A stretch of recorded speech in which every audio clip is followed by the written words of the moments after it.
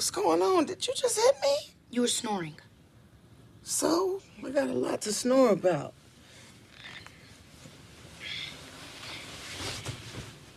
Where are you going?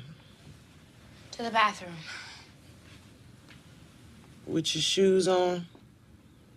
Get back in the bed. Olivia Hill, don't you walk out that door. I'm not a kid anymore. Only kids say that.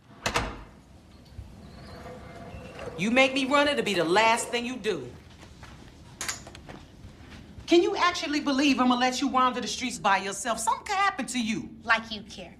And what is that supposed to mean? It means you hate me. Anybody would think you were dropped on your head. Get back in that room. You do. You hate me. Don't deny it.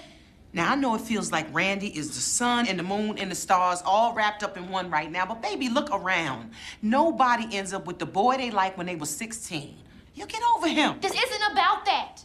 I told him I don't want to see him anymore because you made me. This is about me. Why do you think I hate you? Lots of reasons. Name one. Because I'm pretty. Excuse me? Don't bug your eyes out at me. You hate that I'm pretty because you don't feel pretty. I defended you to Randy, but now I'm just trying to cut through the bullshit, Mama, once and for all. You know how sad that is for you to feel that way about yourself? You are the only one you hate more than me. And no matter how much you sing that old-time church music, God doesn't seem interested in helping you out with that. Don't you bring God into your ugly, petty, adolescent bullshit. That's right, I can cuss too. Bullshit, bullshit, bullshit. It's lazy and it has no class, but it's not hard.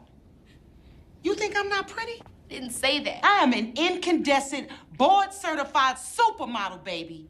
I happen not to flaunt it because I am a married woman, and I would never disrespect my husband the way you just disrespected your mother.